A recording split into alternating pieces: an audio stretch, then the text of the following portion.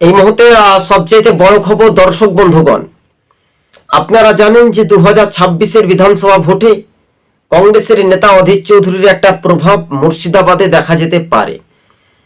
তিনি লোকসভা ভোটে হেরেছিলেন সাম্প্রদায়িক দাঙ্গার, বিভাজন হিন্দু মুসলিম দাঙ্গার কারণে। সে দাঙ্গাটা লাগিয়েছিলেন হুমায়ুন কবির। প্রকাশ্যেই বলা হয়েছিল যে 70 এবং 30। আপনারা জানেন, সেটা আমি আর বেশি করে কিছু বলছি না। তবে এবার বহরমপুর বিধানসভাটি কংগ্রেসের জয় নিশ্চিত হতে পারে, যদি সম্ভাব্য কিনা কংগ্রেসের হাইকমান্ডার নেতা যদি দিল্লি কংগ্রেস এআইসিসি মনে করে যে অধীর চৌধুরীকে একটা বড় দায়িত্ব বা সামনে বিধানসভা নির্বাচনে অধীর চৌধুরী প্রার্থী হতে পারে, সম্ভবত যতটুকু খবর আমাদের কাছে আছে।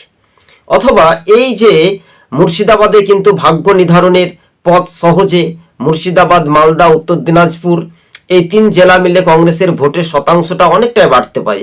প্রায় 25 থেকে 26টি বিধানসভা আসনে জয় নিশ্চিত হতে পারে এবং বাকি জেলা থেকে একটি একটি করে পাওয়ার সম্ভাবনা বেশি। তাহলে মুর্শিদাবাদে কংগ্রেসের 16টি থেকে 15টি আসনে জয় নিশ্চিত হতে পারে। বহরমপুর বিধানসভা আসনটি কংগ্রেসের দখলে যেতে পারে, যদি কিনা বহরমপুরে প্রাক্তন সাংসদ অধীর চৌধুরী বিধানসভা নির্বাচনে যদি প্রার্থী হয়, তাহলে মানুষ তাকে অধীর চৌধুরীর জয় একেবারে 100% নিশ্চিত হয়ে যেতে পারে।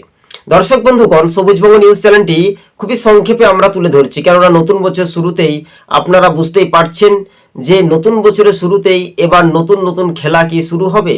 তৃণমূল বুঝতে পারছে যে এইভাবে ধর্মীয় মেরুকরণ রাজনীতি না করলে তারা তো জিততে পারতো না। দেখুন, 2024 লোকসভা ভোটে ইউসুফ পাঠানকে গুজরাট থেকে আনা হলো। তৃণমূল বিগত 5 বছরের চাইতে 13 থেকে 14,000 সামথিং তারা বেশি ভোট পেয়েছে, তার বেশি পায়নি। কিন্তু বিজেপি সেই ভোটটা কেটে নিয়েছে। কি কারণে কাটলো?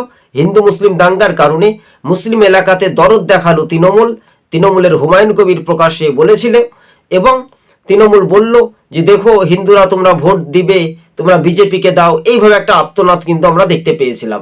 তাই এবার অধীর চৌধুরী মুর্শিদাবাদে কিন্তু ঘুরে দাঁড়াচ্ছে। মুর্শিদাবাদে নয়, মুর্শিদাবাদ জেলা বললেই একটা সাফল্য, তার সঙ্গে মালদা, তার সঙ্গে উত্তর দিনাজপুর, তার সঙ্গে বীরভূমের কিছু অংশ, সেখানে কিন্তু কংগ্রেসের একটা প্রভাব দেখা যেতে পারে। তবে এই প্রভাবেই শক্তি হচ্ছে কংগ্রেসের রাজনৈতিক দলগুলো। ব্রেকিং নিউজ, খবরের বড় আপডেট। তাই আজকের প্রতিবেদন এখান থেকে সমাপ্ত বা শেষ করছি। ধন্যবাদ।